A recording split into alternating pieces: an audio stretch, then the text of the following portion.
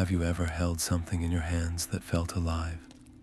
Not just an object, but a thing with a pulse, a memory, a whisper of a story, so old it seems to breathe. Picture a young woman, Elara, her fingers tracing the edges of a map so ancient, the parchment feels like sea-worn skin. It's hidden in the dust and shadows of a home her family abandoned generations ago, a place of crumbling stone and forgotten whispers.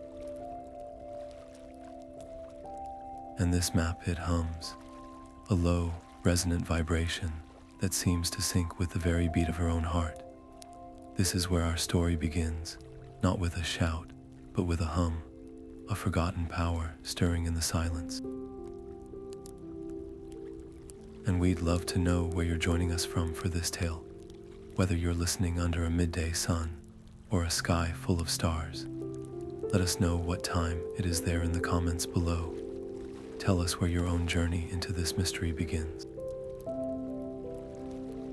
Elara is a cartographer, but she is also the last in a long line of sea keepers, a lineage she never fully understood until this moment. The map she discovers isn't just drawn with ink. It's etched with something more: starlight and salt water, maybe even magic. It pulls at her, a silent, compelling call that she cannot ignore. It speaks of a place lost to legend, a city that slipped beneath the waves between the ages, a place called Belaguerre. To seek its truth is to answer a call that has echoed in her blood for centuries. But legends are often buried for a reason. This quest is not a simple adventure.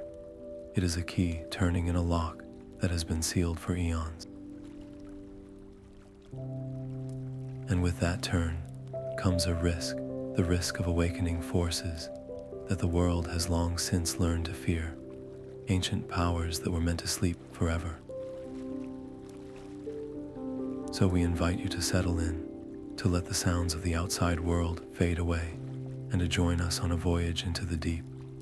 This is the story of the Secret Accord of Belegaer, a tale of what lies beneath the sea, hidden between the folds of time itself. It's a story about the courage to seek the truth, even when that truth carries a terrible price. It's about the weight of legacy and the pull of destiny. Over the course of our journey together, we will navigate treacherous waters, decipher celestial clues, and confront guardians of the old world. We will witness sacrifices that reshape the fate of realms and friendships, forged in the crucible of the impossible. This is more than a myth. It is an echo of a time when the sea kept its deepest secrets, and one woman's discovery would challenge everything. The map is found. The hum has begun. The quest for Belaguerre is awake. Alone in the quiet of her study, with only the flicker of a single candle for company, Elara laid the map out on her work table. For days, its strange, shimmering lines had baffled her. They didn't seem to correspond to any known coastline or mountain range. It was during a late night of frustration, her gaze drifting from the parchment to the star-filled sky outside her window, that she saw it. A single, specific cluster of stars, known as the Mariner's Compass, seemed to shimmer with an unusual intensity.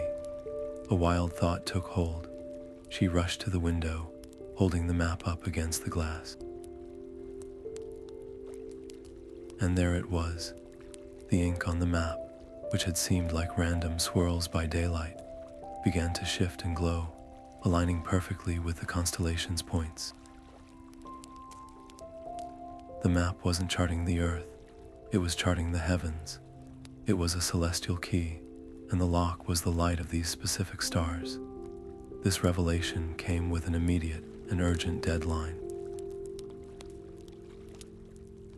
The Mariner's Compass would only be in this precise alignment for 3 nights. She had to act. Her journey to the highest coastal cliffs was a race against time, and the elements.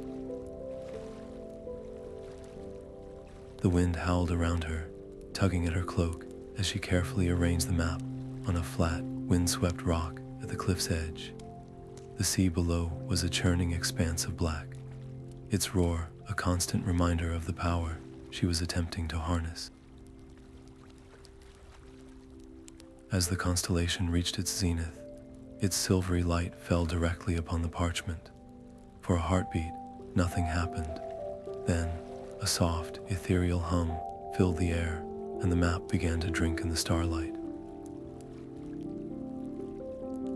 The lines on it blazed with a cool, blue fire, and then, astonishingly, a beam of that same light shot out from its center, projecting a shimmering, ethereal pathway across the surface of the ocean.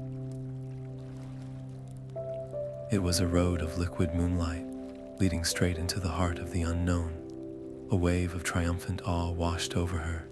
She had done it. She had unlocked the first secret. That triumph was chillingly short-lived.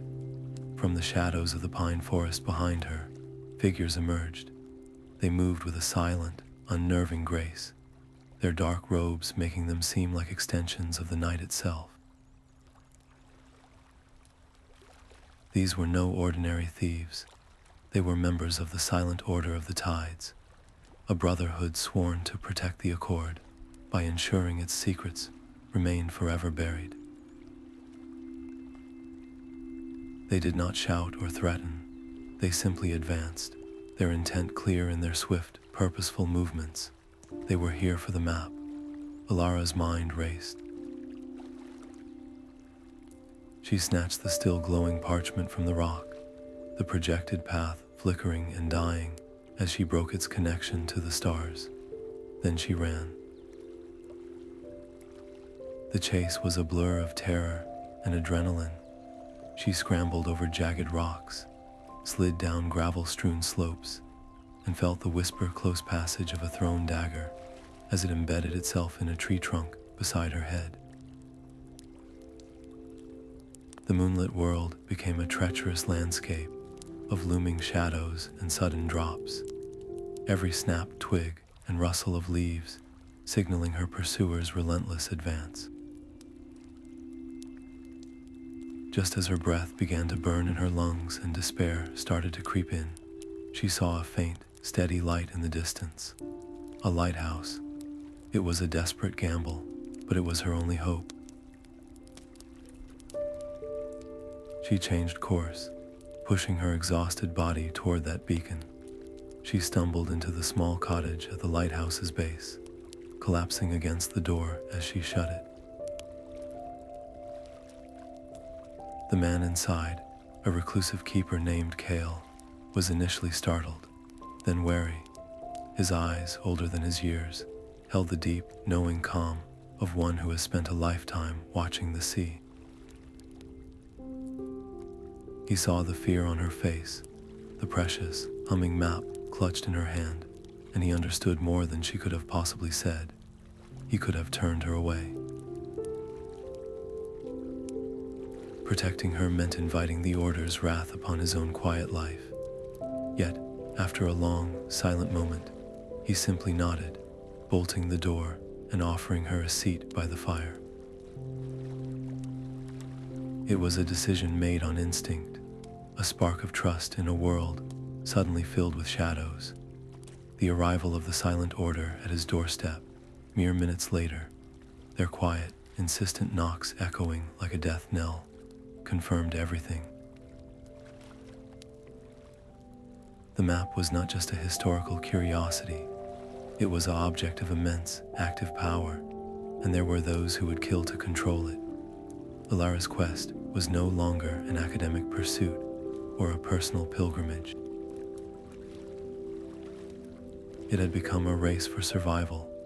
The stakes had been raised from discovery to life and death. As the first hints of dawn painted the sky in hues of rose and gold, the knocks finally ceased, the agents of the Order melting back into the fading shadows to regroup. In the newfound quiet, Kael turned to Elara, his expression grim but resolute. He had sheltered her, and in doing so, he had chosen a side. He looked from the map in her hands to the vast, empty horizon. "That path you saw," he said, his voice low. "No ordinary ship can sail it. The waters it leads to are not on any chart, but I have heard tales, whispers of a vessel woven from sea mist and old magic, a ship that answers only to a true calling. They call it the Tide Dancer. The journey to find the Tide Dancer was a lesson in trusting whispers. Kael led Elara to a hidden cove, a place not marked on any map, where the sea fog clung to the water with a strange permanence. The air itself tasted of salt and secrets, and there, materializing from the mist as if woven from it, was the ship. It was a breathtaking sight. Its hull seemed to be made of solidified sea spray, shimmering with a pearlescent light, and its sails looked like captured clouds.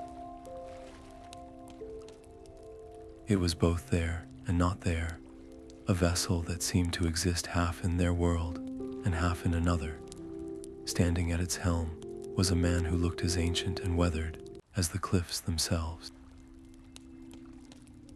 This was Lorcan, his face a roadmap of long voyages and hard decisions, his eyes holding the deep, shifting gray of a stormy sea. He did not welcome them aboard.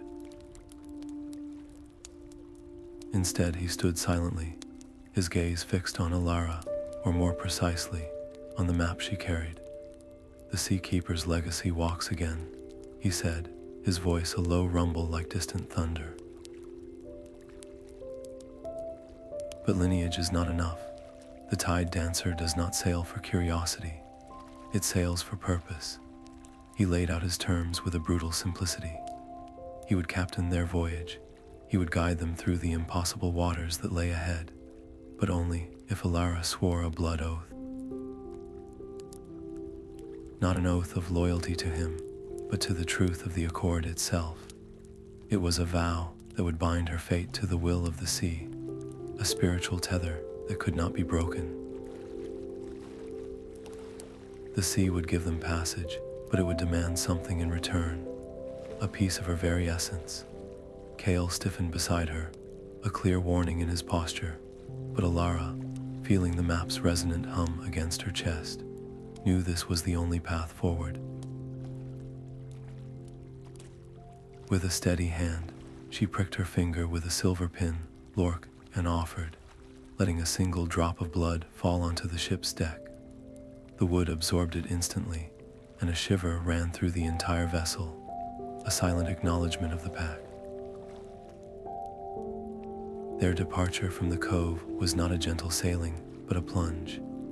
The moment they passed beyond the shelter of the headlands, the weather turned. The sky, which had been a clear, soft blue, curdled into a bruised purple in a matter of heartbeats. The wind did not howl, it screamed. This was no natural squall. The waves seemed to coil and strike like serpents, and the rain felt like 1,000 cold, stinging needles.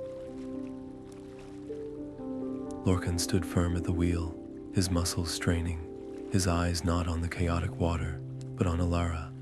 This was the test. The sea itself was challenging her right to be there, questioning the oath she had just sworn.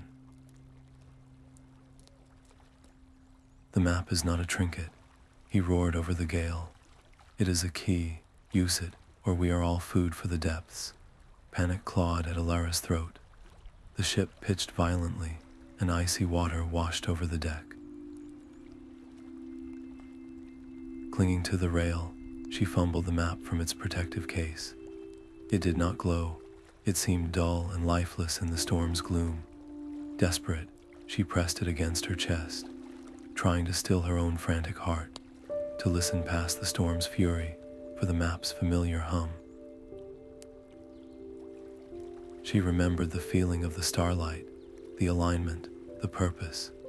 She focused not on commanding the sea, but on understanding its rhythm, on proving her intent was pure.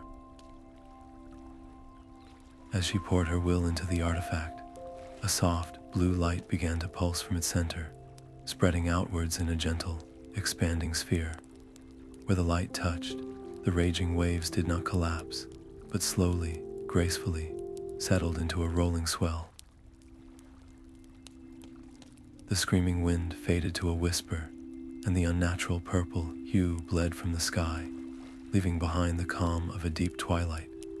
The sudden silence was deafening. Lorcan's grip on the wheel relaxed. He turned, his stormy eyes wide with something beyond surprise. It was a flicker of profound, grudging respect. He had seen charlatans and treasure hunters try and fail to wield such artifacts. He had never seen someone speak to the sea with such selfless intent. The test was over. He gave a single, slow nod. "The sea accepts your oath," he said, his voice quiet but firm. "The bargain is sealed." In that moment, the true nature of their quest shifted irrevocably. The Tide Dancer was not merely a magical vessel. It was an extension of the sea's will. And Elara's blood oath had not just secured them a captain, it had woven her own spirit into the fabric of their mission. This was no longer a simple journey to a sunken city. It was a pilgrimage, and every league they traveled would now be a negotiation with a living, sentient ocean. With the pact solidified in action, and not just words, Lorcan turned the Tide Dancer's prow toward the open ocean. The mist ahead seemed to part for them, revealing the first faint, shimmering marker of the celestial path, a beacon of starlight on the water, calling them deeper into the unknown. The celestial path led them into a stretch of ocean, so profoundly calm, it felt unnatural. The water was a sheet of polished obsidian, reflecting a sky that seemed to have forgotten the sun, and the air grew thick and heavy, with a silence that pressed in on the ears. Then the Tide Dancer slowed, not from any action of Lorcan's, but as if the sea itself had grown viscous, reluctant to let them pass. From the placid, dark water, shapes began to rise. They were immense, coiling forms of iridescent scale and ancient muscle, their bodies longer than the ship itself. These were the Leviathans of the Accord, the original guardians of the deep, and their eyes held the cold, patient light of stars that had watched civilizations rise and fall. They did not attack. They simply encircled the vessel, their great heads rising from the water to regard the intruders with an intelligence that was both alien and deeply knowing. A voice did not so much sound in the air as it formed within their minds, a resonant, multi-tonal hum that carried the weight of millennia. The key bearer approaches, the thought voice echoed, emanating from the largest of the serpents. But a key can open a door to ruin as easily as to wisdom. Why do you stir the silence of the abyss?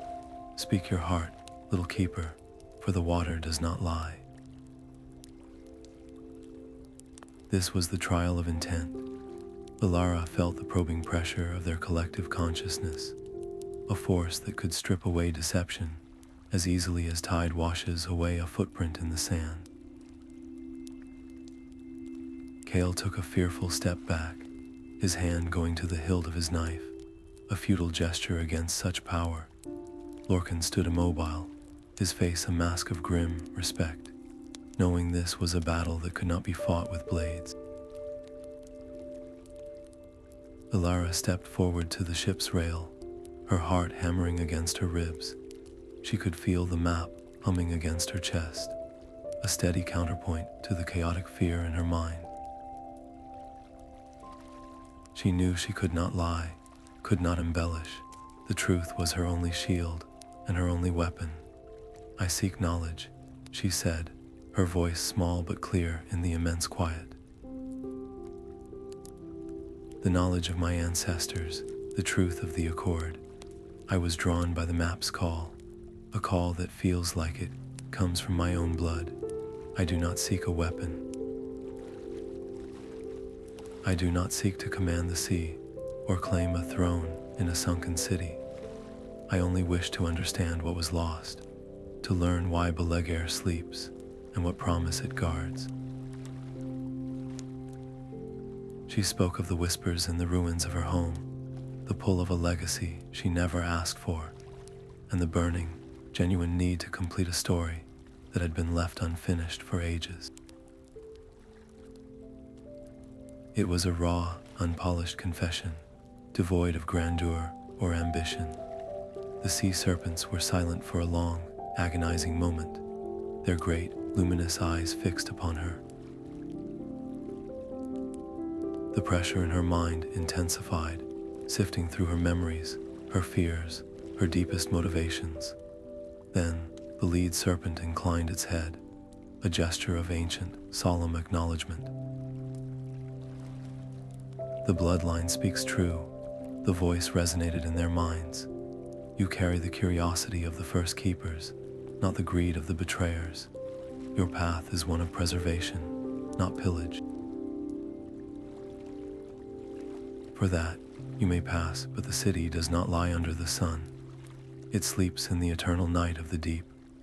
With a graceful, fluid movement, the great serpent brushed against the hull of the tide dancer, and a single, luminous scale, as large as a shield and shimmering with captured moonlight, detached and settled onto the deck.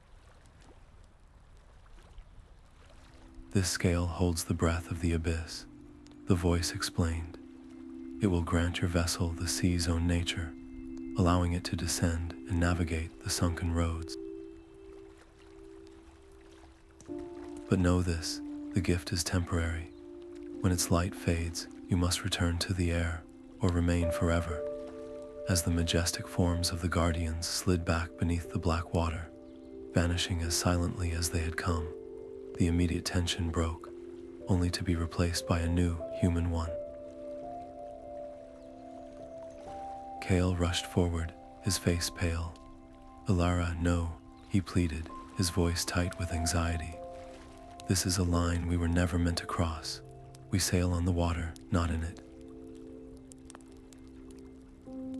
That is a magic too old, too unpredictable. What if the scale fails? What if we are trapped down there in the dark, with no way back? We have come so far. Is it not enough to know the city is real? Must we truly enter its gates? His fear was rational, born of a lifetime of understanding the sea as a powerful but separate realm, a surface to be respected, not a world to be invaded. He saw the scale not as a gift, but as a point of no return. Elara looked from Kael's desperate face to the luminous scale on the deck, then to Lorcan, who was watching her, his expression unreadable. She understood Kael's fear. She felt its cold fingers herself, but she also felt the irresistible pull of the path ahead, the culmination of everything she had risked. The map had not called her this far only to turn back at the final threshold. The vision of the celestial path, the blood oath, the approval of the ancient guardians, it all pointed downward. To turn back now would be to betray not just her own destiny, but the trust of the very forces that had allowed her to come this far. "It is not enough, Kael," she said softly, her voice filled with a sorrowful resolve. "Knowing it is real is only the beginning, the truth of the accord, the reason for everything it lies down there. I have to see it. I have to understand." Her decision was made. She was prioritizing the quest, with all its terrifying implications, over the safety of the known world. She knelt and picked up the heavy, magical scale.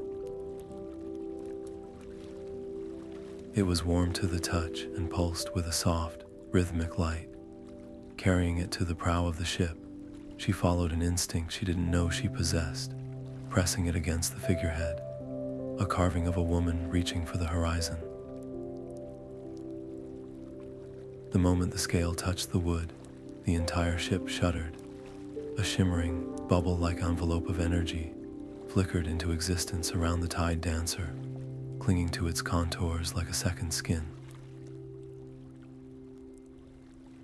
The stakes of their quest escalated in that single, breathtaking moment. They were no longer just sailors on a magical ship. They were about to become explorers of a world humanity had only ever dreamed of, a world of crushing pressure and eternal night. The quest was now officially irreversible. They had committed to the submerged path.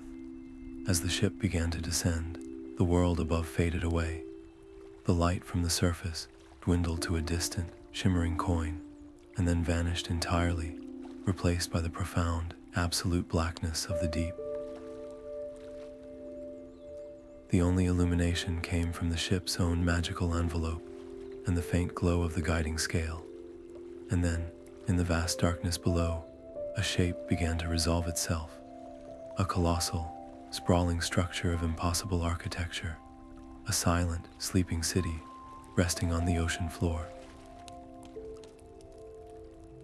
It was Belaguerre. The descent into the abyss was a journey through a world of whispering shadows and impossible pressure.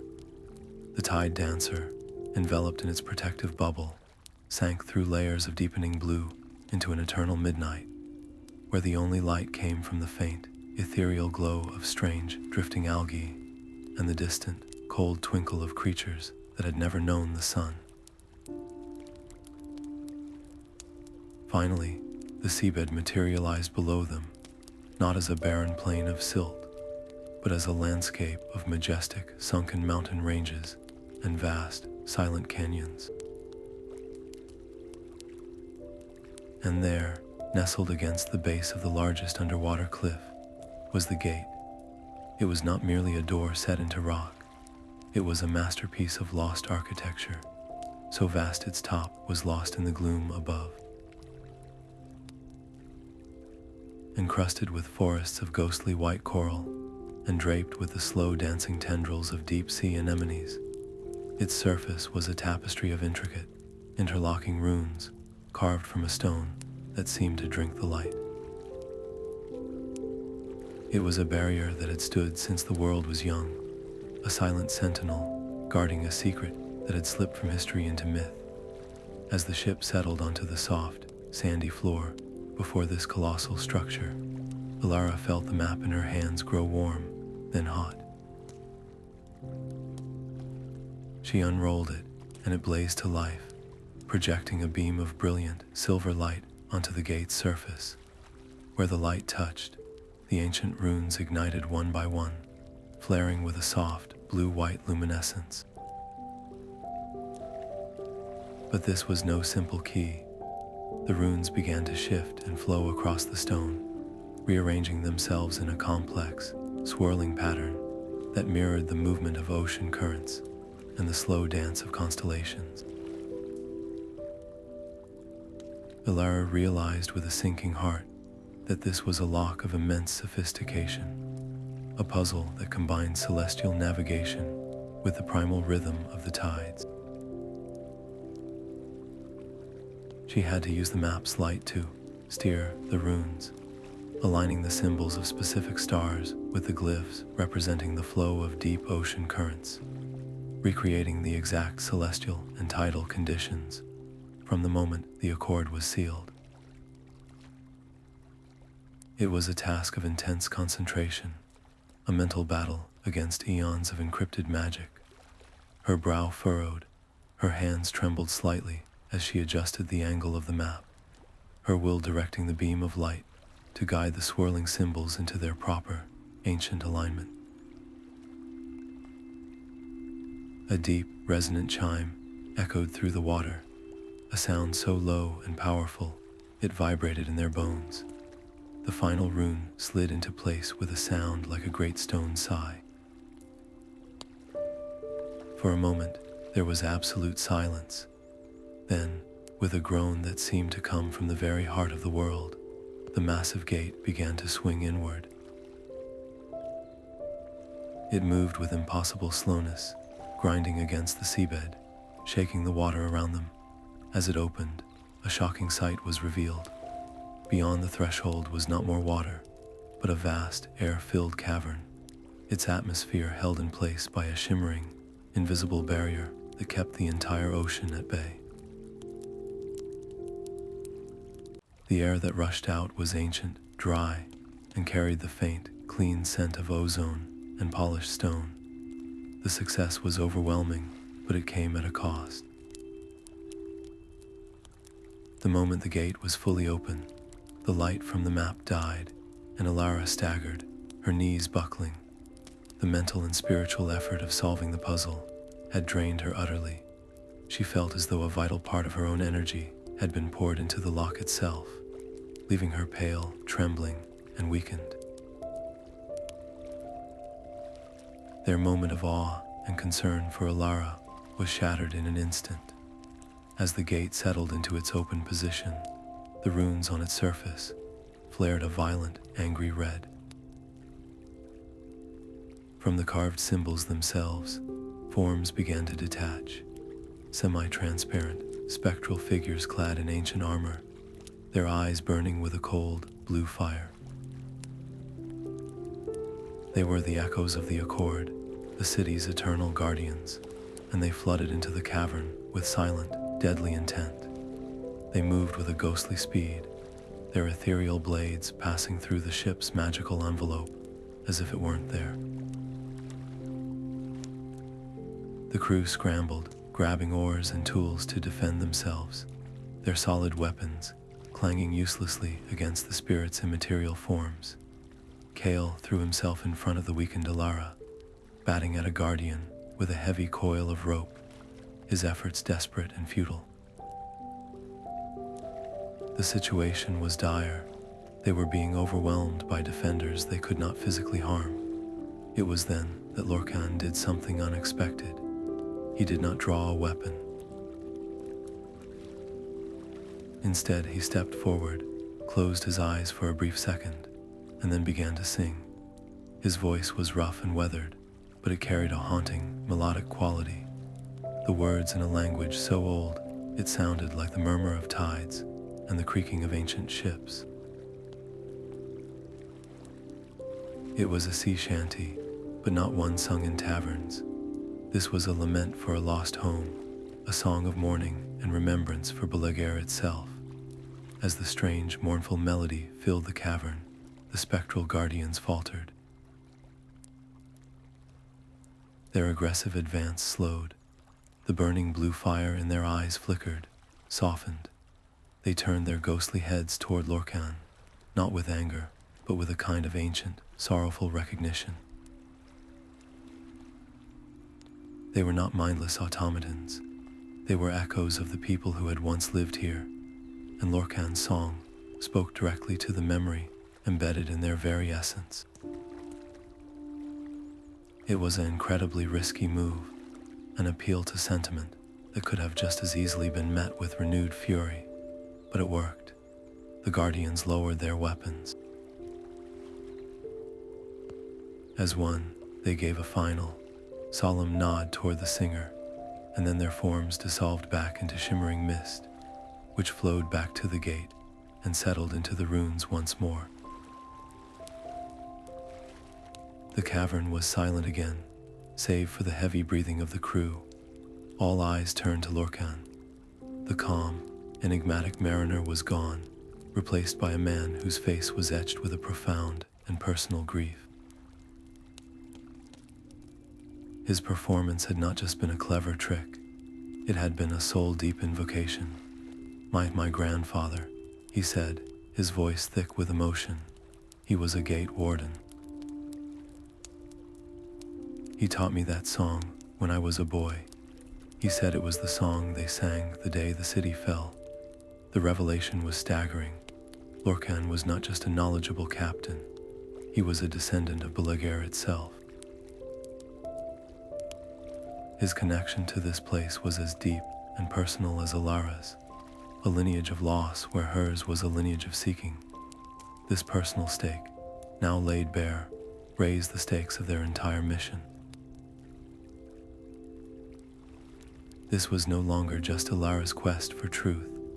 It was a homecoming for Lorcan, a pilgrimage to the grave of his own heritage. They had passed the final outer defense. The legends were not just true, they were living, breathing, and fiercely protected. The successful entry was a monumental achievement, but the price had been high. Elara's strength was spent, and Lorcan's hidden past was now exposed, adding a new layer of emotional weight and complexity to their mission. The Guardian's attack was a stark warning. The secrets of Belaguerre were not given freely. They were earned, and they were defended by powers that had not diminished with time. Stepping cautiously off the tide dancer and onto the dry, smooth stone of the cavern floor, the group moved forward, their footsteps echoing in the immense space.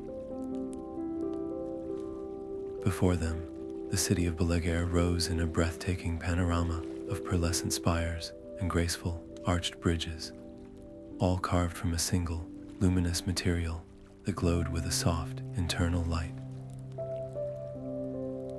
It was a frozen masterpiece, silent and seemingly empty. Yet as they stood there, catching their breath, they all became aware of it. A low, rhythmic hum that seemed to emanate from the very stones beneath their feet. A persistent, living vibration that suggested the heart of the city was not just a memory, but something that still, against all odds, beat. The vast, silent plaza of Belaguerre felt less like a city square and more like a cathedral of memory, its pearlescent streets radiating out from a central dais where a massive circular mural was set into the ground. The air was still and carried a profound, almost sacred quiet. Elara, her strength slowly returning, was drawn to this central point as if by an invisible thread. The mural was breathtaking in its complexity, crafted from inlaid stones of every color of the sea-deep lapis lazuli, shimmering mother of pearl and veins of gold that mimicked sunlight on water. It depicted a moment of profound unity. On one side stood figures representing ancient humanity, their forms strong and resolute. Opposite them were beings of the merfolk, their lower bodies elegant coils of scale and fin. And arching above them all, connected by streams of shimmering crystal, were the star beings, their forms suggested by constellations of tiny, embedded gems. In the center of this gathering, three hands, one of flesh, one of scaled grace, and one of pure, solidified light, were joined over a radiant, multifaceted gem that pulsed at the heart of the artwork. This was the signing of the Secret Accord. Kael and Lorkan hung back, giving her space, their own awe rendering them silent. For Elara, the pull was irresistible. The map hummed against her chest, and the gem at the mural's center seemed to call to her directly. Compelled by a force deeper than curiosity, she stepped onto the dais and knelt, reaching out a trembling hand to touch the image of the central gem. The moment her fingertips made contact with the cool, polished stone, the world dissolved around her. The silent, air-filled cavern vanished, replaced by a sensory overload of sight and sound. She was no longer an observer. She was there. She stood on this very plaza, but it was teeming with life, filled with the murmur of 1,000 voices, the air vibrant with magic and hope. She saw the three delegations finalizing their pact, their faces a mixture of solemn duty and desperate hope. She felt the immense power of the gem they called the Heartstone, a force that resonated with the very core of creation. A chorus of voices, speaking as one, filled her mind, explaining the Accord's purpose. They had not created the Heartstone, they had discovered it, a primordial anchor of reality itself, a source of power so immense it could mend broken worlds or shatter them entirely. A cataclysmic war, a conflict that threatened to unmake existence, was raging across the realms. To protect the Heartstone from being weaponized, these three great peoples made a pact. They would hide it, not on land, nor in the sky, nor in the deepest sea, but in a city built between all three Belaguerre, a place suspended between the ages, a secret vault for the world's most dangerous hope. But the vision did not end with this noble act. The perspective shifted, the triumphant music of the ceremony twisting into a discordant, jarring note. Elara's gaze was drawn to one of the human representatives, a figure who had seemed as committed as the others. She saw him, under the cover of a starless night, meeting with shadowy envoys from the very forces they sought to thwart. She felt the bitter ambition in his heart, the desire not to protect the stone, but to claim its power for his own faction, to win the war by becoming a god. In a moment of catastrophic betrayal, he enacted a ritual designed to bypass the Accord's safeguards, to pull the Heartstone from its protective cradle. The magic backfired spectacularly. The delicate balance of energies that held Belaguerre in its perfect, hidden state shattered. The city's foundations groaned, and the ocean, held at bay by immense magic, came crashing down. The vision ended with the heart-wrenching sight of the magnificent city being swallowed by the raging sea, the screams of its people echoing into a sudden, watery silence, the traitor vanishing in the chaos he had created. As the vision released her, Elara stumbled back, gasping, her hand tearing away from the mural as if burned. The peaceful, silent city around her now felt like a tomb, and the air was thick with the ghost of that ancient treachery.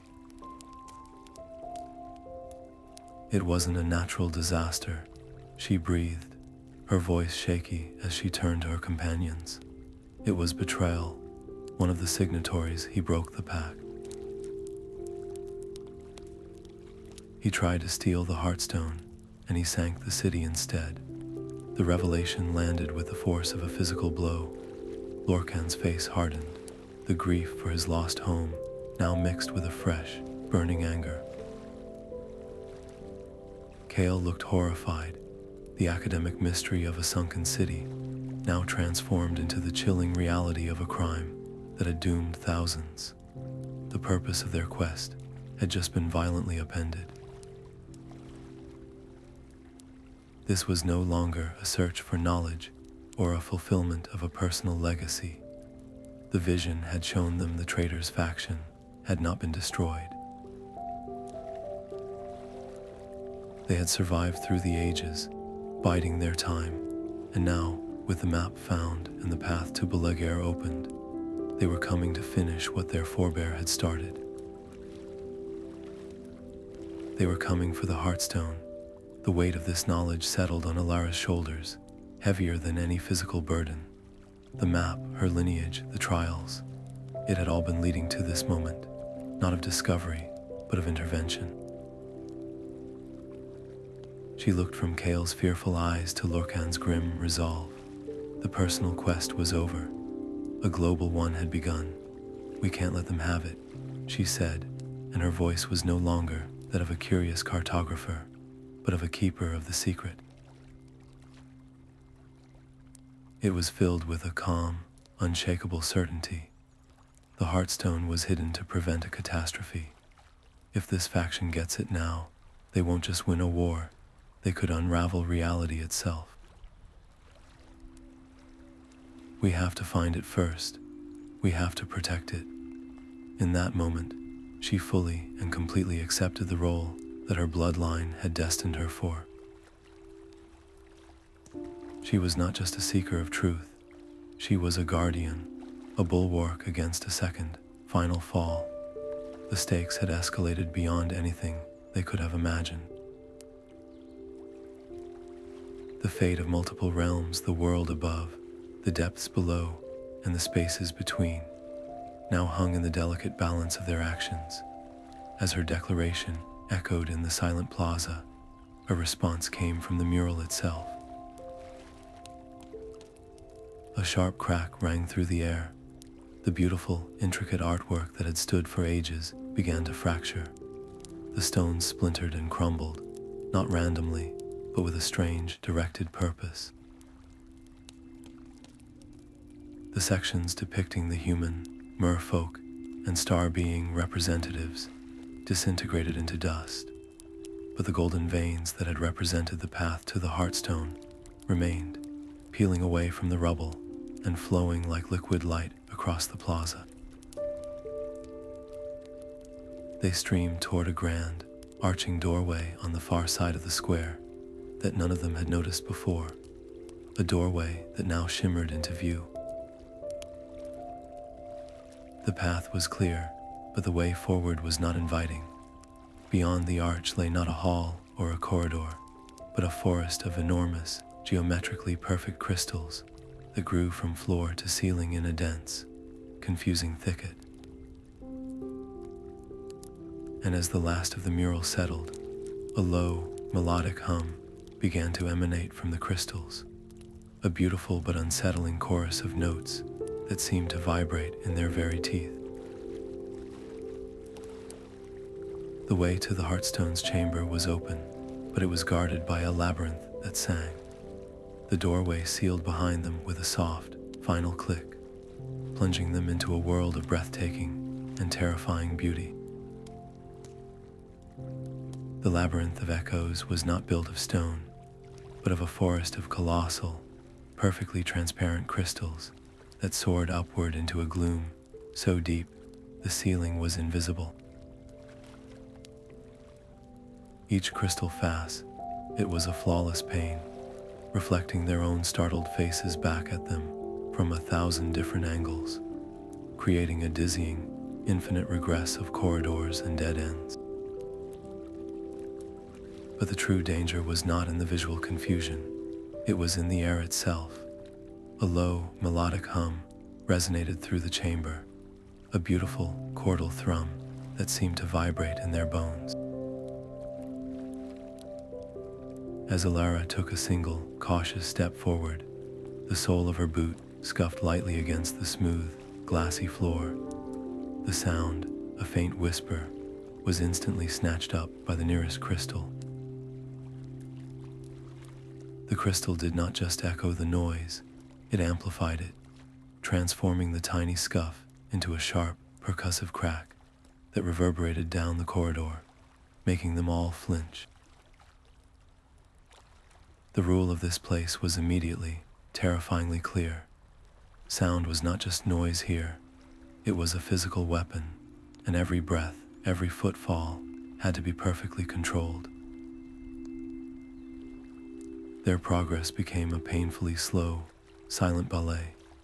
They communicated with their eyes, with subtle hand gestures, with the slightest tilt of a head. Lorcan took the lead, his sailor's sense of balance serving him well as he tested each step before placing his full weight down, moving with a fluid grace that belied his rugged appearance. Kael followed, his face a mask of intense concentration, his body tense as a drawn bowstring. Elara brought up the rear, the map held tightly in her hands, its familiar hum a comforting counterpoint to the labyrinth's alien song. They wove a path through the glittering maze, their senses heightened to an almost unbearable degree. The air grew colder, and the ambient hum seemed to shift, the harmonious chords occasionally twisting into a dissonant, warning buzz if they strayed too close to a particularly large or complex crystal cluster. The path was not straight. It spiraled inward, and the crystals seemed to shift subtly in their peripheral vision, a disorienting effect that made trusting their own eyes a challenge in itself. It was this visual trickery that proved their undoing. Kael, trying to follow a path Lorcan had indicated, saw a clear opening between two azure crystals. He stepped toward it, but a reflection from another angle made the space narrower than it appeared. The toe of his boot clipped the base of a small, almost hidden crystal jutting from the floor. The contact was minimal, but in the absolute silence, it was like a thunderclap. The crystal he struck didn't just make a noise, it screamed. A single high-pitched, piercing shriek of pure sonic force erupted from it, a wave of visible distortion rippling out through the air. The sound was so physically potent, it felt like a slap, staggering them all and making the entire labyrinth vibrate. For a heart-stopping moment, there was silence again. Then, from the deepest, darkest recesses of the crystal forest, something answered. They appeared as shimmering distortions in the air, coalescing from the lingering echoes of Kael's misstep. They had no solid form, their bodies little more than concentrated, swirling patterns of sound-visible vibrations that moved with an unnerving, fluid speed. Their cores pulsed with a malevolent red light, and they emitted a low, chittering frequency that set their teeth on edge. These were the resonant wraiths, the labyrinth's predators, and they hunted not by sight or smell, but by tracking the vibrations of living things. The moment they solidified, they zeroed in on the trio, their chittering rising to an eager crescendo as they streaked through the crystals, their passage causing the pillars to hum in sympathetic, threatening tones. The trust and coordination they had built were instantly put to the ultimate test. There was no time for words, no time for a plan. Lorcan shoved Kael roughly behind a larger crystal, his own eyes wide with a primal fear. Elara ducked as a wraith shot past her head, the wake of its passage making her hair stand on end and her ears ring. They were trapped in a deadly game of silent tag, where a single gasp, a single panicked footfall would bring the entire swarm down upon them. Elara's mind raced, her heart hammering a frantic rhythm against her ribs that she was terrified the wraiths could hear. Fighting them was impossible. They were made of sound itself. Hiding was only a temporary solution. The creatures were methodically sweeping the labyrinth, their chittering growing closer, more focused. Her eyes fell to the map in her hands. It had reacted to celestial light, to tidal forces, to the very will of the sea. Could it interact with sound? It was a desperate, unproven theory, but it was their only hope. Clutching the artifact, she closed her eyes, trying to block out the terrifying chittering and the panicked thumping of her own heart. She focused on the map's core hum, the steady, gentle vibration that had been her constant companion.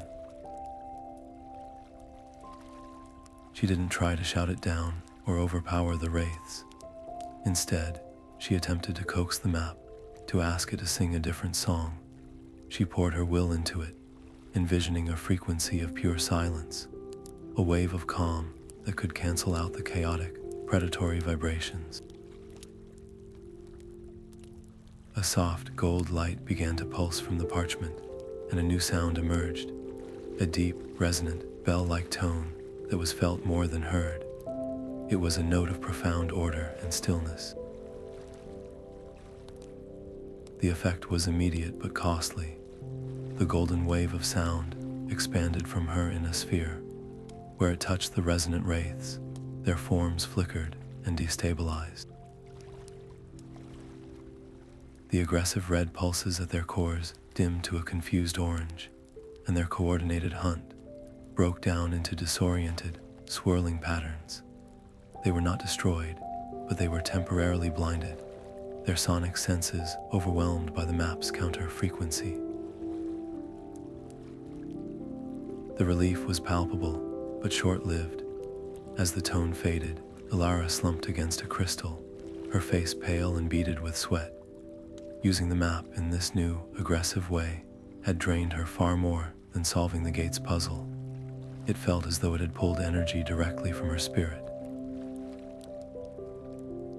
She was weakening, and they all knew she couldn't do that again. The labyrinth was more than a physical barrier. It was an intelligent, reactive defense system designed to annihilate intruders through their own noise.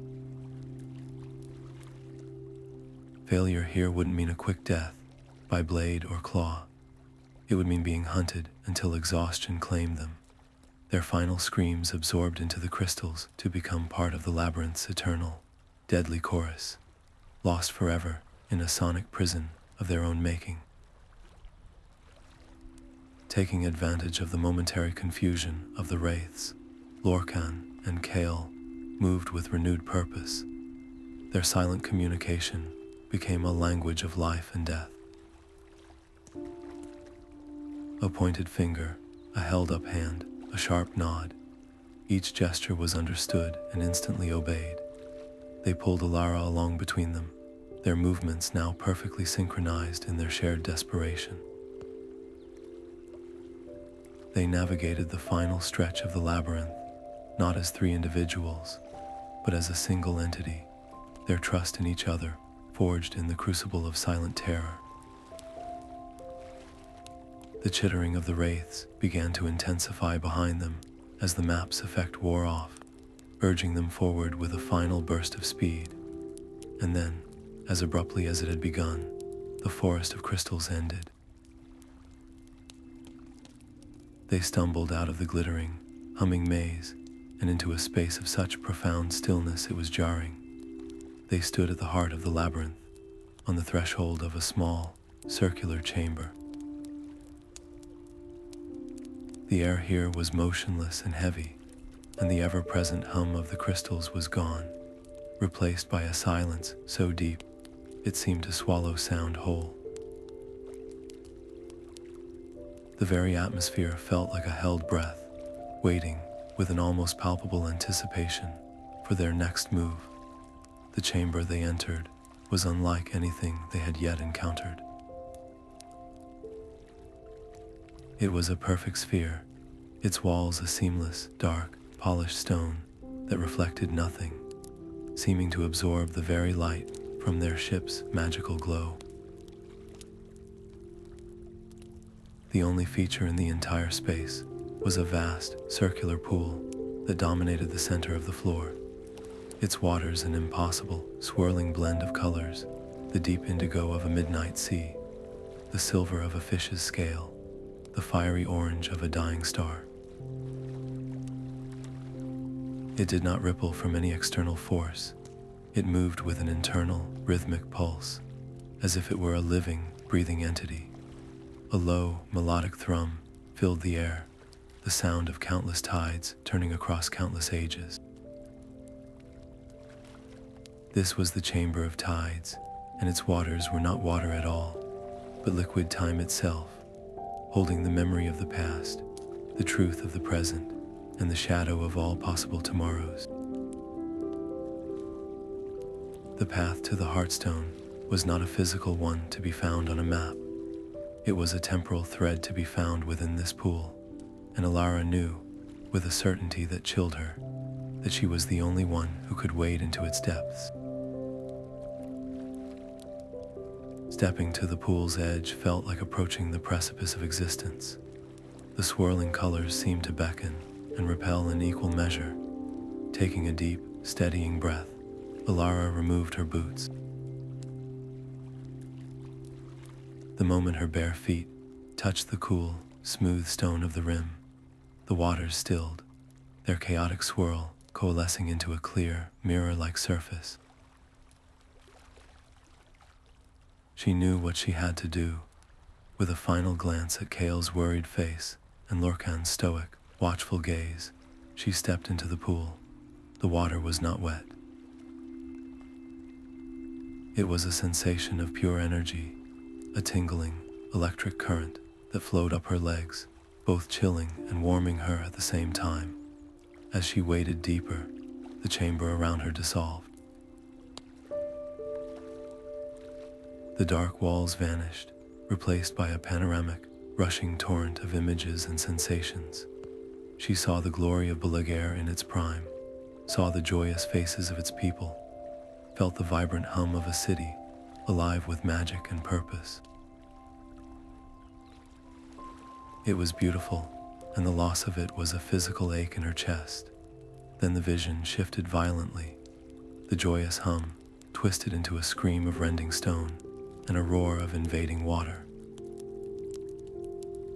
She was witnessing the city's fall from within, feeling the terror of its citizens as the ocean crashed down upon them, seeing the triumphant, grim face of the human traitor as his ritual backfired, his ambition turning to horrified realization an instant before the deluge consumed everything. The vision did not linger in the past. It surged forward, rushing through centuries in a heartbeat, and then it slammed into a possible future. She saw the Heartstone, no longer a gem of gentle, pulsing light, but a corrupted, jagged shard of obsidian energy, clutched in the hands of a figure whose face was hidden in shadow. With a single brutal command, the figure unleashed its power. The seas did not just rise, they boiled. They climbed over the land in a wall of black, churning water, swallowing continents, extinguishing civilizations, drowning the world in an eternal, silent night. The vision was so vivid, so horrifyingly real, that Elara cried out, the sound swallowed by the rushing tides of time. As the cataclysmic image of the flooded world began to fade, the perspective pulled back, focusing on the hand that held the corrupted stone. The shadow cloaking the figure dissolved, revealing a face that was both familiar and shockingly unexpected. It was a man with eyes as gray and stormy as Lorcan's, his features carved with the same harsh lines of a life at sea, but twisted by a bitterness and a hunger for power that was utterly alien to the mariner Elara had come to know. And then the final, devastating connection was made. The vision showed a younger Lorcan, his face full of admiration and devotion, standing beside this man on the deck of a different ship, looking to him as a mentor, a captain, a hero. The name echoed from the past into the present, a ghost from Lorcan's own stories, Captain Valerius, the revered leader he had spoken of with such fondness. The man he believed had been lost at sea was the very same traitor whose ambition had doomed Belaguerre and who now sought to finish his work. The vision released Elara, and she stumbled back, gasping, the waters of the pool sloshing around her knees. Her eyes, wide with horror and pity, found Lorcan's. She didn't need to speak. The truth was written plainly on her face, and the images she had witnessed were reflected in the pool's surface for a fleeting moment before they faded. Lorcan saw it. He saw the face of his mentor, his surrogate father, the man who had taught him everything he knew about the sea, revealed as the architect of this ancient and future destruction. The color drained from his face. The stoic, unflappable composure he had maintained throughout their entire journey shattered. He took a step back, his hand going to the hilt of his knife, not in threat, but as if seeking a tangible anchor in a world that had just been upended. No, he whispered, the word a raw, broken thing. It cannot be. Valerius, he was a good man. His loyalty, the very foundation of his identity as a sailor and a follower, was crumbling before their eyes, and the betrayal was so profound it seemed to physically wound him. The tension in the chamber became a palpable, suffocating weight. Kael looked from Elara's stricken expression to Lorcan's shattered one, his own fear now mingled with a desperate need to keep their fragile alliance from fracturing. Lorcan, Kael began, his voice cautious. The waters show what could be, not what must be. This is a warning, not a fate. But Lorcan wasn't hearing him. He was lost in a storm of his own memories, re-examining every lesson, every story, every piece of advice Valerius had ever given him, searching for the hints of the monster that had been hiding in plain sight. His faith in their mission wavered dangerously. If the man he had trusted most in the world was capable of such a betrayal, then what was the point of any oath? What was the value of any promise? His internal conflict was now a direct threat to their unity. If he broke, if his resolve failed now, they would not have the strength to face what lay ahead. It was in this moment of crisis that Elara found her own resolve hardening. The terrifying vision of the flooded world had shaken her to her core, but it was the sight of Lorcan's anguish that solidified her purpose. She had seen another thread in the tapestry of time, a fainter, golden possibility, shimmering beneath the darkness. It was a vision of the Heartstone whole and radiant, its power gently calming the seas, mending coastlines, and bringing a profound, lasting peace to the world. It was a future built not on control, but on harmony. Wading back to the center of the pool, she ignored the chilling images of destruction that tried to resurface. Instead, she closed her eyes and focused everything she had on that single, hopeful vision. She poured her will, her hope, her unwavering belief in a mended world into the chaotic waters. She did not try to command the tides of time. She asked them to remember their original, peaceful purpose. She became a living anchor for that better future. A soft, golden light began to emanate from her, spreading out from her chest and flowing into the pool. The swirling, violent colors of the water stilled, then cleared, transforming into a calm, deep, azure blue. The low thrum in the air shifted from a discordant warning to a harmonious, resonant chord. The pool was no longer showing fractured possibilities. It was reflecting a single, clear truth. As the waters stabilized, a section of the dark, seamless wall on the far side of the chamber shimmered and dissolved. Where there had been only blank stone, a narrow, arched doorway now stood open.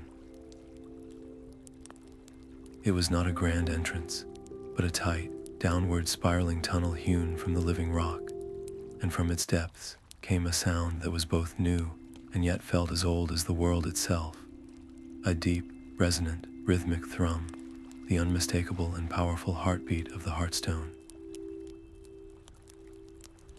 The path was open, but the personal cost of the quest had just been immeasurably raised, and the group's unity now hung by the thinnest of threads as they stood on the threshold of the final descent.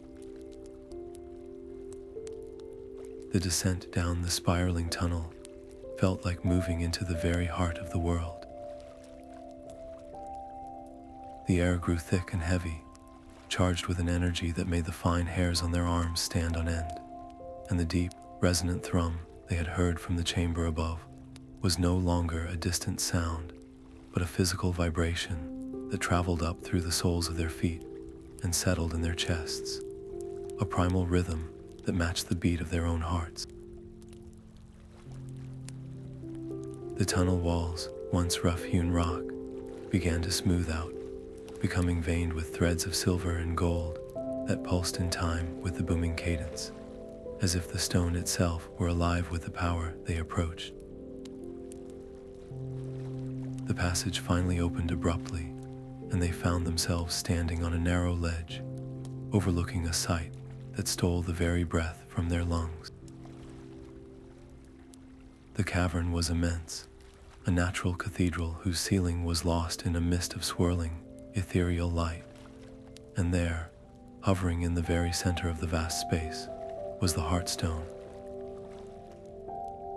It was not a mere gem, but a living entity, a perfect sphere of crystalline beauty that glowed with the soft, shifting blues and greens of a sunlit sea.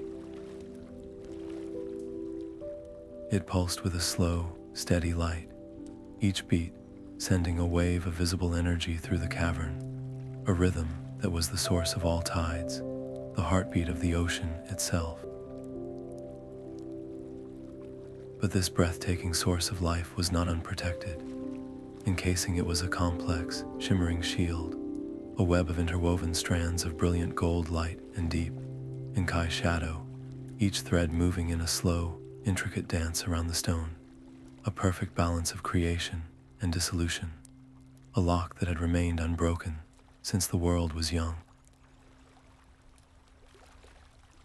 Compelled by a force deeper than will, Elara stepped forward, her eyes locked on the radiant stone.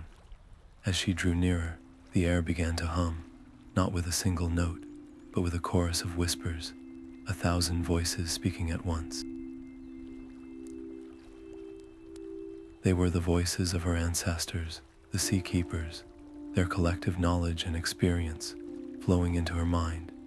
She saw the birth of islands, the migration of Leviathans, the secret songs that guide the stars. It was an offer of ultimate understanding, a connection to the very fabric of reality, but intertwined with this ocean of knowledge was a terrifying undercurrent, the immense weight of the burden that came with it.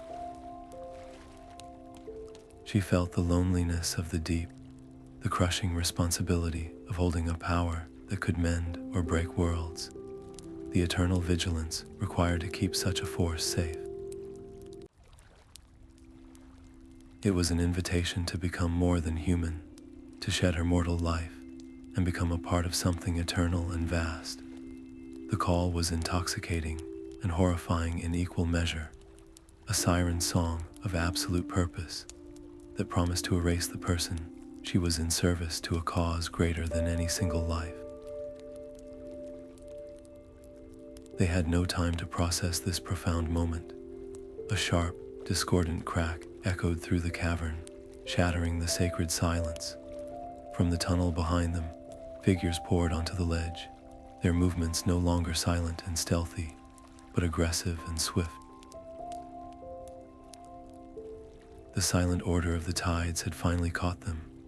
They fanned out, their dark robes making them look like patches of solid night against the cavern's glow, their weapons drawn and glinting in the pulsating light. And then their ranks parted, and a man stepped forward. He was older, his face weathered by sun and salt, but his posture was one of unshakable authority. His eyes, a familiar stormy gray, held none of Lorcan's depth or sorrow. They were flat, cold, and burning with a hunger that was centuries old. This was Valerius. The vision from the Chamber of Tides had not lied. The revered captain, the lost mentor, stood before them as the living heart of the betrayal. A cruel, triumphant smile touched his lips as his gaze swept over them, lingering for a moment on Lorcan's stricken face before settling on the Heartstone. The prodigal son returns to the scene of the crime, Valerius said, his voice a low, mocking rasp, and he brings the last key with him. How convenient. The Sea Keeper's line ends today. Hand over the stone, girl. Its power was meant for those with the strength to wield it, not to be hidden away by frightened children. The demand hung in the air, a stark ultimatum. Kael instinctively stepped closer to Elara, his own knife looking pitifully small against the Order's drawn blades. Lorcan stood frozen, a war of devastation and fury playing out across his features. Every lesson, every memory of the man he had called captain, was being torn apart by the reality standing before him. Elara looked from the trader's arrogant face to the pulsing, vulnerable Heartstone. Handing it over was unthinkable. It would be the end of everything. Fighting seemed equally hopeless. They were outnumbered and outmatched. But there was a third path, the one the stone itself had been whispering to her. It was not a path of force, but of faith. Ignoring Valerius completely, she turned her back on the order, a gesture of supreme defiance. She walked calmly to the very edge of the shimmering shield, her gaze fixed on the beautiful, terrifying gem within. She would not fight them with their own weapons. She would not bargain or plead. She would let the artifact they so coveted be the judge of its own fate. With a final, steadying breath, she reached out and placed both of her hands flat against the complex web of light and shadow. The reaction was instantaneous and cataclysmic. A silent, concussive wave of pure energy exploded outwards from the point of contact, throwing everyone in the cavern to their knees. The shield did not shatter, it erupted. The intertwined strands of gold and black flared with blinding intensity, the golden light swelling with a warm, hopeful radiance, while the Inkai shadows deepened, twisting like living smoke. The entire cavern began to tremble violently, great chunks of rock shaking loose from the ceiling and crashing into the abyss below. The Heartstone's pulse, once a steady rhythm, became a frantic, thunderous drumbeat, a panicked heart realizing it was under attack. The direct confrontation had begun, not with the clang of steel, but with a surge of primordial magic. The fate of the stone, the city, and the world above now rested on a single, unproven belief that the Heartstone would recognize the worth of a humble cartographer's heart over the centuries-old ambition of a betrayer. The ground heaved beneath them, and the air filled with the deafening roar of stone and raw power, signaling that the final, desperate struggle for the soul of the world was now underway. Valerius did not flinch as the cavern shook around him. A feverish, triumphant light burned in his eyes. While Elara's touch had triggered a defensive surge, his goal was annihilation. From within his robes, he drew not a weapon, but a jagged, blackened sliver of crystal that seemed to suck the very light from the air. This was a shard of the original accord, a fragment he had corrupted with his own blood and ambition during the city's fall, a key designed not to unlock, but to break. You sought to protect it with harmony, he roared over the groaning stone. I will claim it with discord. He lunged forward, not toward Elara, but toward the shimmering shield itself, driving the corrupted shard directly into the intricate web of light and shadow. The effect was instantaneous and catastrophic. Where the shard struck, the golden threads of light didn't just fray, they screamed, a sound of pure, psychic agony. The Inkai shadows, their balance destroyed, lashed out like wild serpents.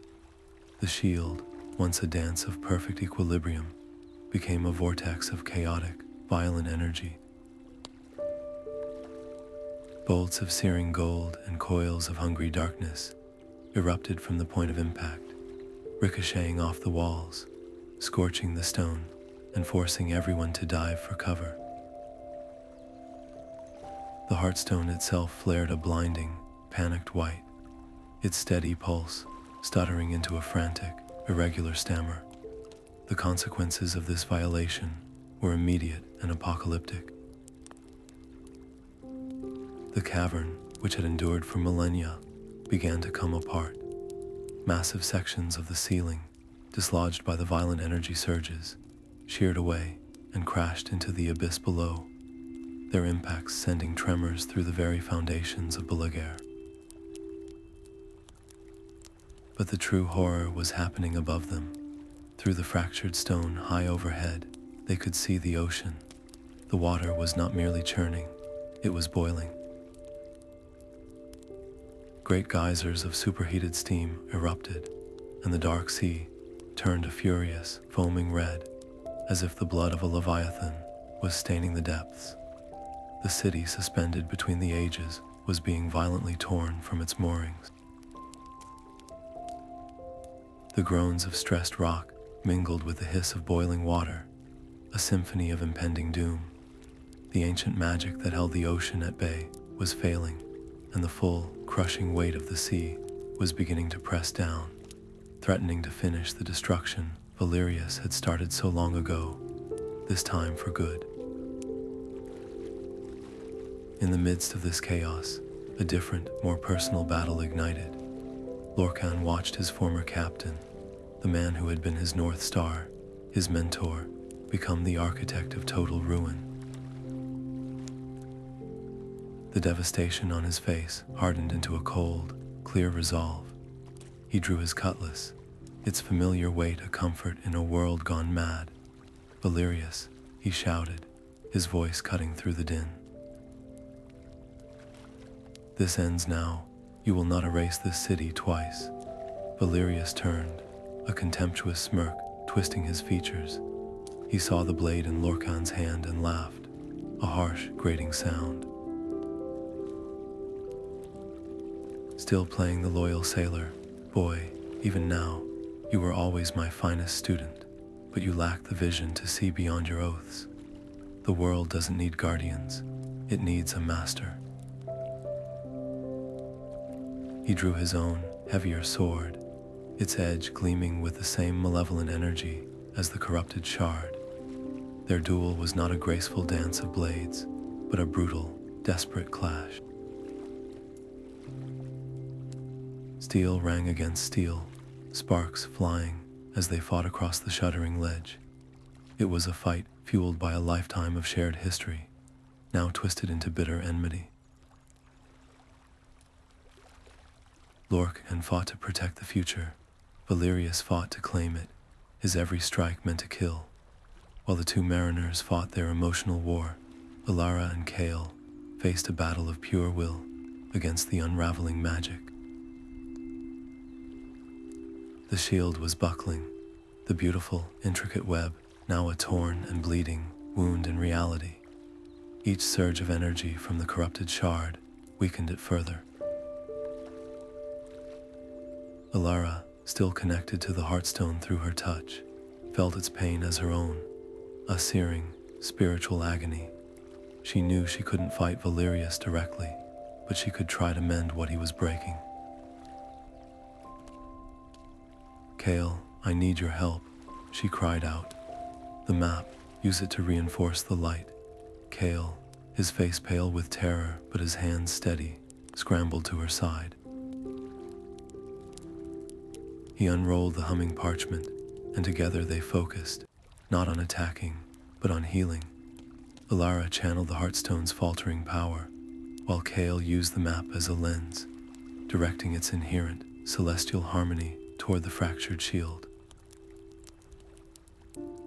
They poured their combined hope and will into the barrier, weaving new threads of gentle, silver light into the chaos, a desperate attempt to stitch the wound Valerius had torn open. It was a race against time, a delicate act of creation, happening just feet away from a storm of destruction. Lorcan, however, was losing the physical fight. Valerius was stronger, driven by a fanatical hunger that lent terrifying force to his blows. A powerful strike knocked Lorcan's cutlass from his hand, sending it clattering over the ledge into the abyss. Valerius stood over him, his sword point aimed at Lorcan's heart, victory gleaming in his stormy eyes. "A pity," Valerius sneered, You had such potential. But in that moment, disarmed and at his mentor's mercy, Lorcan made a choice that defied every instinct for survival. He did not plead. He did not try to scramble away. Instead, he looked up, meeting Valerius's gaze not with hatred, but with a profound, heartbreaking sorrow. He let his hands fall to his sides, a gesture of utter vulnerability. "This is not the man who taught me to raid the stars," Lorcan said, his voice quiet but carrying through the tumult. "This is not the captain who told me the sea's greatest treasure was not gold, but honor. I followed that man. I would have died for him. What happened to him, Valerius? Where is the hero I called captain?" The words landed not as a weapon, but as a mirror. For a fleeting second, the fanatical glare in Valerius's eyes wavered. The sword in his hand dipped slightly. He saw not an enemy before him, but the young, idealistic sailor he had once shaped, reflecting back the ghost of the honorable man he himself had been. It was an appeal to a memory, to a legacy that his ambition had tried to bury. It was a plea for the redemption of a soul he thought long lost. The moment hung in the balance, a single heartbeat where the fate of the world rested not on a blade, but on the power of a forgotten truth. The gambit was incredibly risky, a bet that a spark of the man he had revered still existed beneath the centuries of bitterness and greed. The internal conflict that flashed across Valerius's face was its own kind of duel, a struggle between the monster he had become and the memory of the leader he had once been.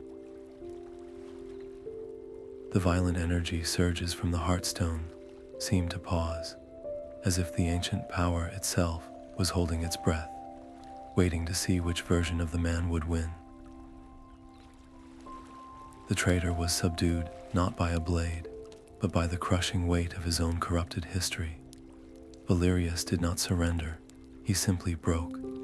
The ruthless drive that had sustained him for ages evaporated, leaving behind a hollow ancient man. His sword clattered to the stone floor, the sound insignificant against the cavern's roar. He took a staggering step back, his gaze turning inward, confronted by the living proof of everything he had betrayed. The immediate physical threat was over, but the consequence of his actions was now accelerating beyond anyone's control. With the corrupted shard's influence momentarily lessened, the full extent of the damage to the Heartstone became terrifyingly clear. A sharp, sickening crack, louder than any thunder, echoed through the cavern. A hairline fracture appeared on the surface of the beautiful gem, a black scar against its radiant light. Then another and another, spreading like a spider web. The frantic, stuttering pulse of the stone became a pained, irregular shudder. The uncontrolled release of power was no longer a threat. It had begun. The shield flickered and died, and the Heartstone hung exposed in the air, its primordial energy bleeding out into the crumbling cavern, a dam that had just cracked and was about to burst, promising a flood that would not just swallow a city, but drown the world.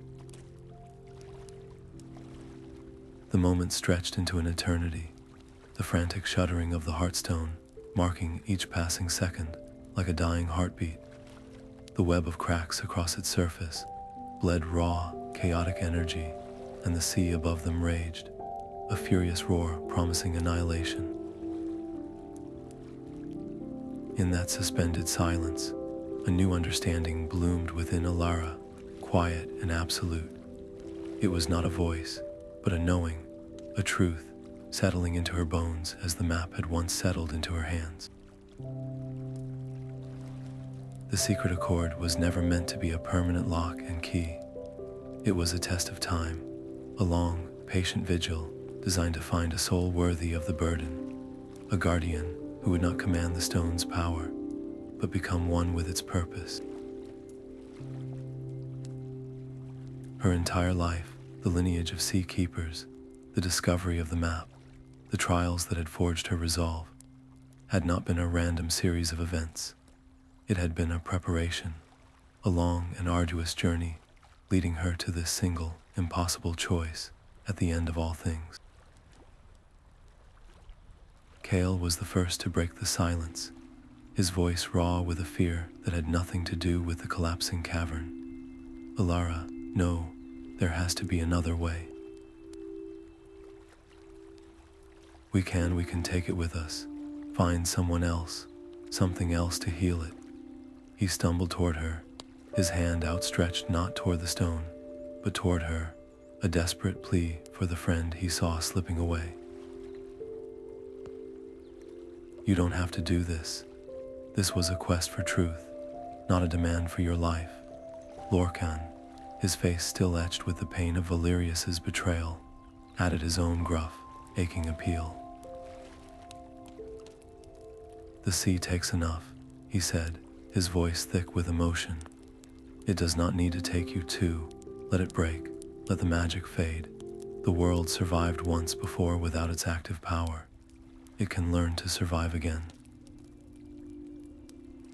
Do not ask this of yourself.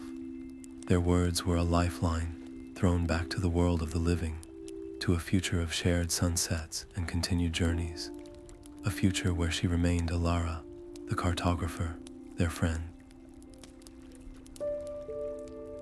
But as she looked at them, her heart breaking with the love she felt for them both, she also felt the immense, silent pull from the fractured gem. It was not a demand, but an invitation. She felt the desperate terror of every coastal village, every ship at sea, every creature in the deep, all connected to the stone's faltering rhythm. She saw the future Kael suggested a world where the Heartstone was shattered, its protective magic gone forever. The seas would not boil, but they would become unpredictable, wild, and barren. The delicate balance of tides and currents that nurtured life would falter. Storms would grow more violent, coastlines would erode, and the ancient, gentle magic that flowed from the stone into the world would simply cease. It would be a slower death, but a death nonetheless. To choose that path was to choose the safety of her own life over the stability of the entire world. The weight of countless lives, of generations yet unborn, pressed down upon her, and in that crushing pressure, her decision became perfectly, heartbreakingly clear. A profound calm settled over her. The fear vanished, replaced by a sense of rightness that was more powerful than any doubt. She gave Kael and Lork, and a final, tender smile, a look that held all the gratitude and love for the friendship that had carried her this far. This is not an end, she said, her voice steady, carrying a new, resonant quality, as if the sea itself were speaking through her. It is a beginning. My quest was never just to find the truth, it was to become it. She turned from their stricken faces, her gaze fixed on the Heartstone.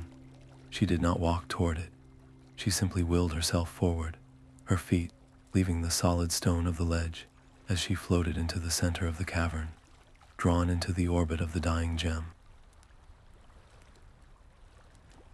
As she approached the network of cracks, she did not reach out with her hands. She opened her arms, offering her entire being. The moment she made that final, internal commitment, her physical form began to dissolve.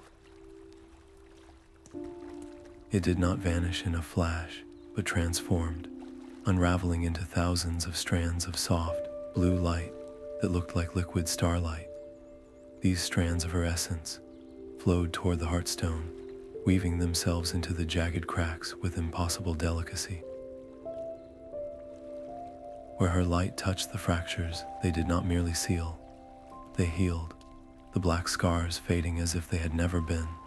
The stone's surface, smoothing back into its perfect, luminous whole. It was not a violent takeover, but a gentle merging, a symphony of two becoming one. Elara's consciousness didn't end. It expanded, flowing outwards with the stone's power, until she could feel the gentle lap of every wave on every shore, the silent journey of every deep ocean current, the quiet pulse of life in the darkest trenches. She was no longer in the cavern. She was the sea, and the sea was her. A wave of pure, calm, blue energy erupted from the fully restored Heartstone. It was silent, but its effect was immediate and total. In the cavern, the violent tremors ceased. The roaring of the boiling sea above faded into a gentle, rhythmic murmur. The chunks of fallen rock suspended in midair for a moment before drifting gently back to their places. The very architecture of Belaguerre, mending itself as if time were flowing in reverse. The furious red light in the waters above cooled to a deep, tranquil blue. The chaos was not just stopped, it was undone, replaced by a profound and sacred peace.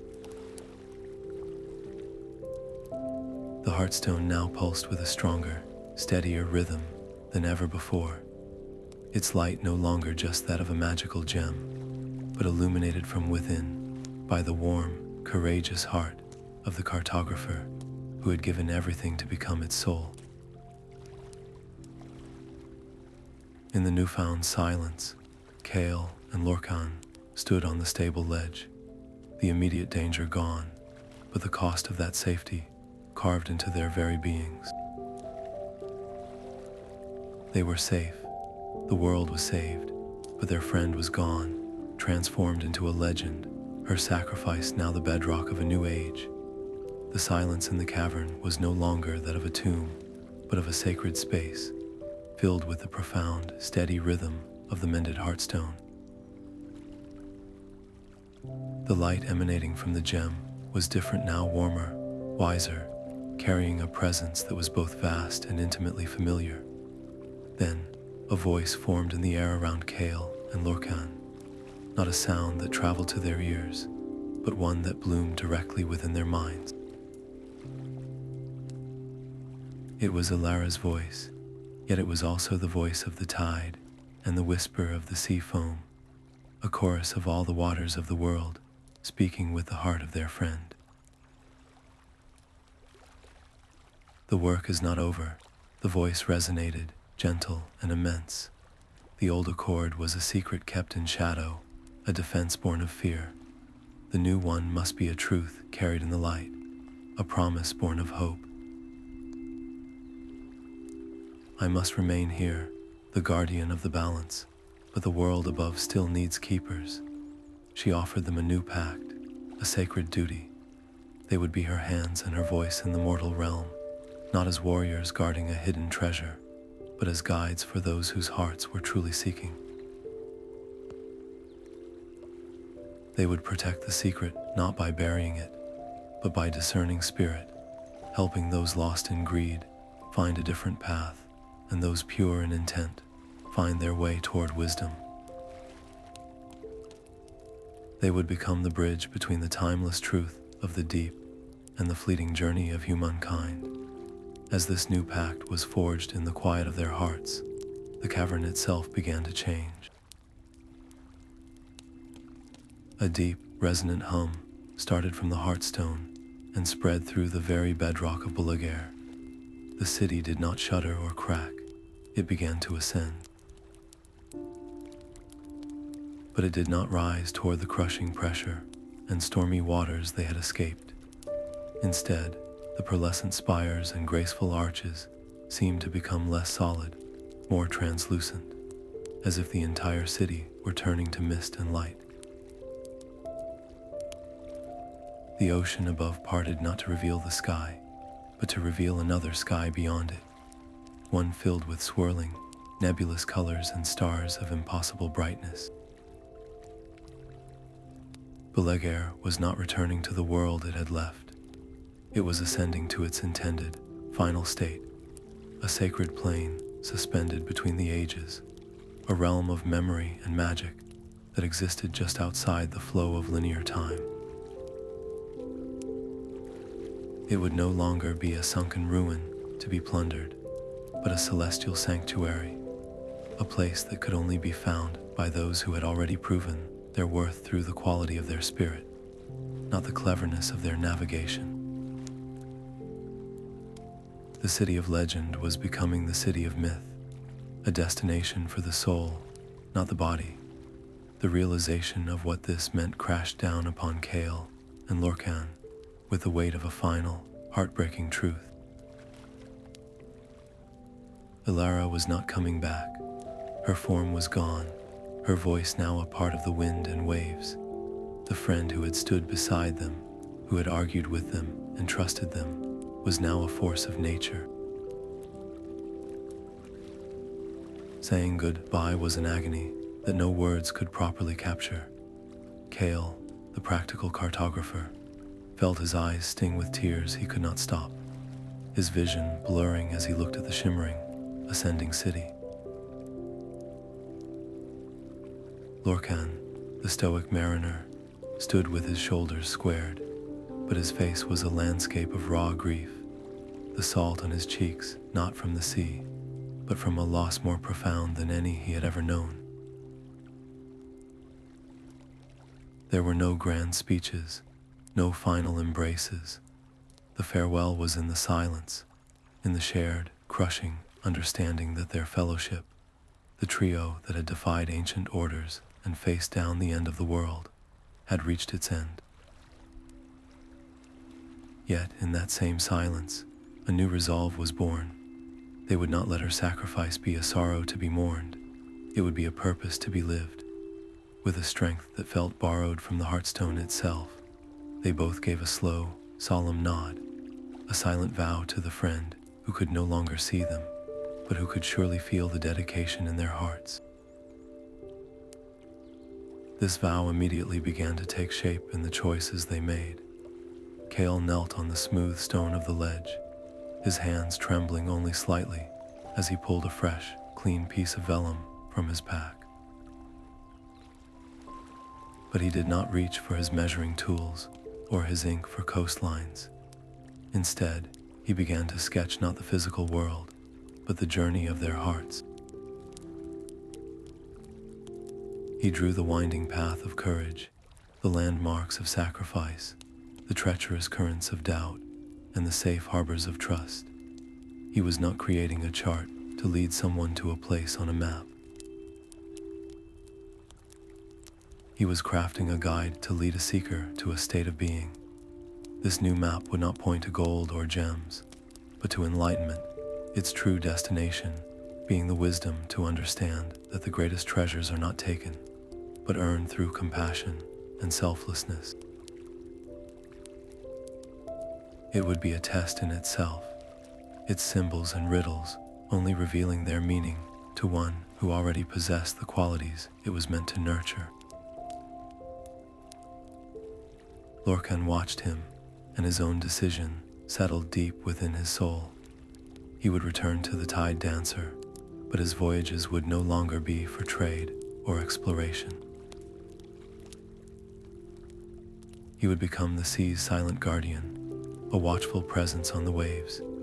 He would be the calm that settles a sudden squall for a ship in distress, the unseen guide that leads a lost vessel back to safe currents, the warning whisper in the wind that turns a greedy captain away from a course that would lead only to ruin.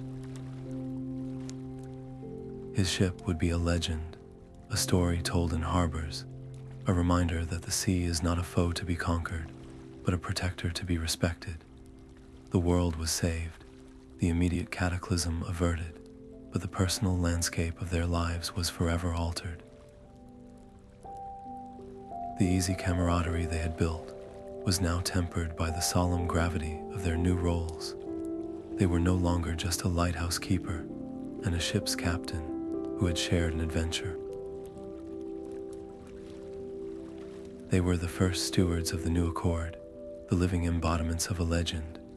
Their bond, forged in the fires of impossible choices and sealed with the ultimate sacrifice, was now an unbreakable part of the story they would spend their lives upholding. They would carry the memory of Elara not as a painful ghost, but as a constant, guiding star, her courage a wellspring of strength for the lonely tasks that lay ahead. The victory was absolute, but it was a victory that had cost them the very center of their world, transforming their future from one of shared journeys to one of parallel paths, forever linked by a purpose greater than themselves. The Tide Dancer, now cradled not in a cavern, but in a gentle, ethereal cove of the newly ascended Belaguerre, felt the shift in the world. The magical vessel, an extension of the sea's will, carried them upward, the waters parting for them one final time. They broke the surface not into the storm they had left behind, but into a perfectly calm, clear night.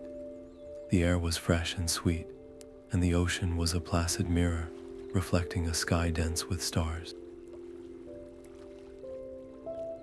And there, shining with a soft, blue-white light that had not been there before, was a new constellation, a pattern of stars that traced the outline of a cartographer's scroll, unfurling across the heavens.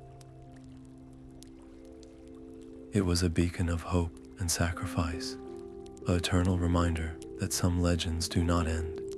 They simply become part of the fabric of the world, watching over the ages from the spaces between the sea and the sky. The years that followed the mending of the Heartstone were not marked by grand proclamations or public celebrations, for the true nature of their victory was a secret meant for worthy hearts, not cheering crowds. Kael and Lorkan walked their separate, parallel paths, each a solitary guardian of a truth too vast for most to comprehend. Kael's home was no longer the lonely lighthouse, but a small, cluttered scriptorium nestled in a seaside village, its windows always open to the sound of the waves. Here, he did not draw maps of coastlines or trade routes.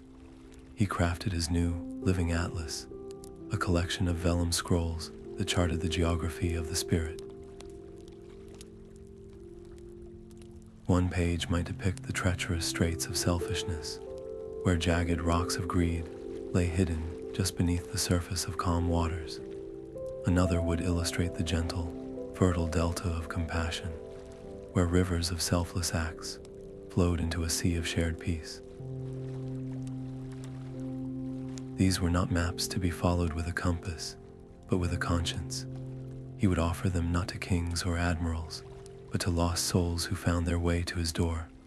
A merchant plagued by guilt over a dishonest deal, a young sailor terrified of the ocean's power, an artist who had lost their inspiration.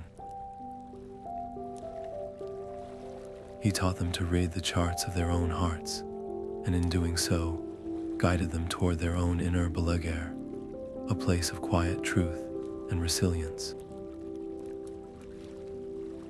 Lorcan's journey was written not on parchment, but on the ever-changing face of the sea itself.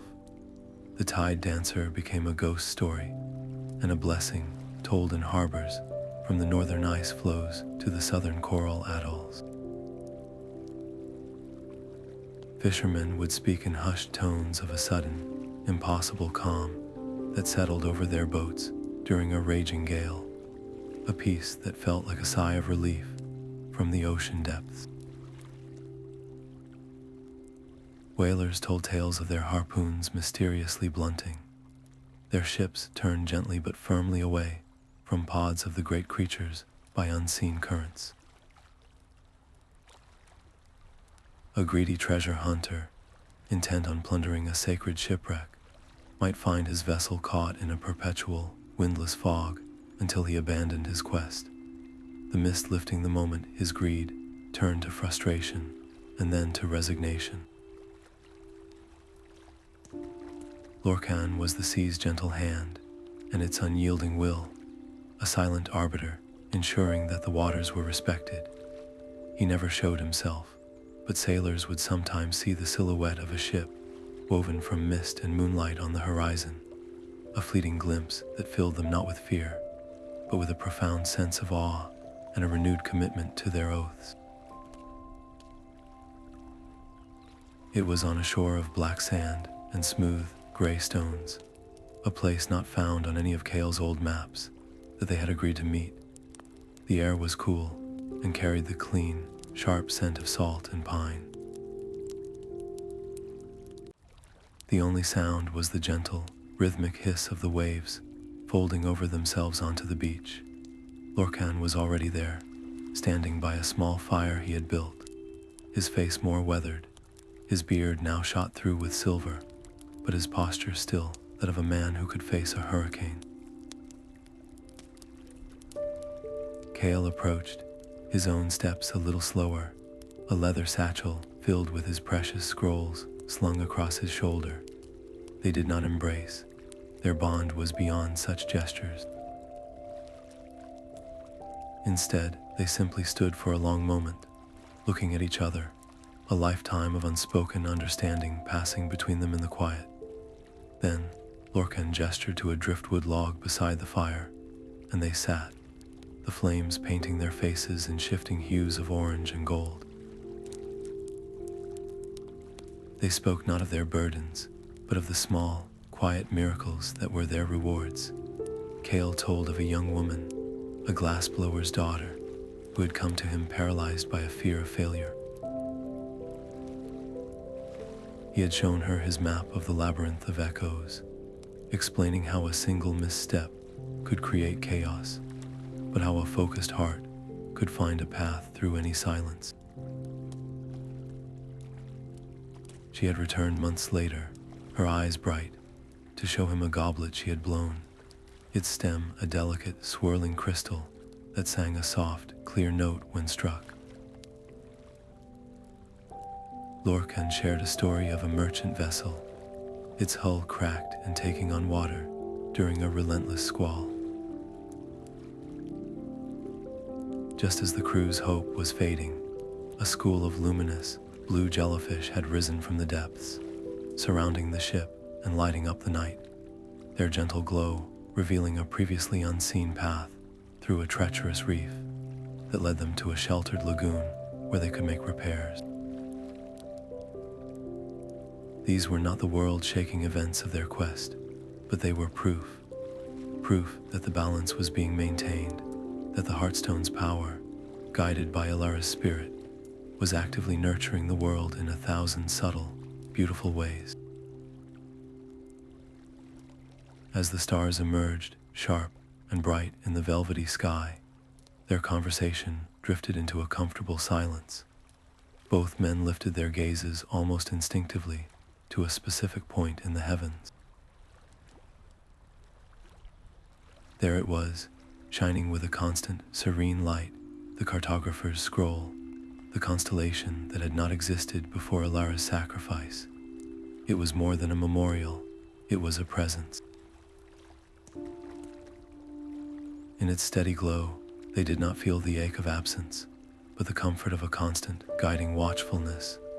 They knew, with a certainty that needed no words, that every calmed storm, every healed reef, every heart turned from darkness to light, was a note in a silent song she was singing to the world. The Secret Accord was no longer a pact of secrecy, but a living, breathing legend woven into the very fabric of existence. Its truth was not a set of rules to be obeyed, but a story to be lived, a story that taught that the greatest courage lies not in seeking power, but in embracing responsibility, and that the most profound sacrifices are not about loss, but about a love so vast it becomes part of the universe itself.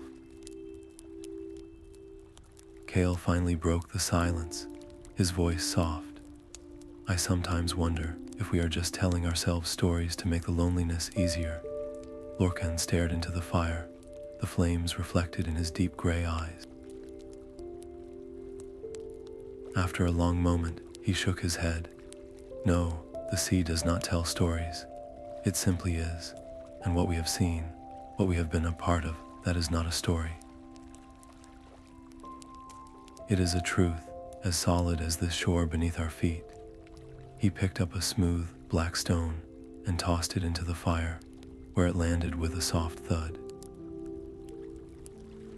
She is not a memory we honor. She is the tide that returns, the salt in the air, the pulse we feel in our own chests when the world is still. The cartographer did not disappear into the sea. She simply remembered she was always a part of it, and in doing so, she helped us all remember our own place within the great turning age. The fire crackled, and high above, the stars of the cartographer's scroll seemed to shimmer just a little brighter, a silent testament to what lies beneath the sea and between the ages, forever guarded by the heart of a woman who became the sea's own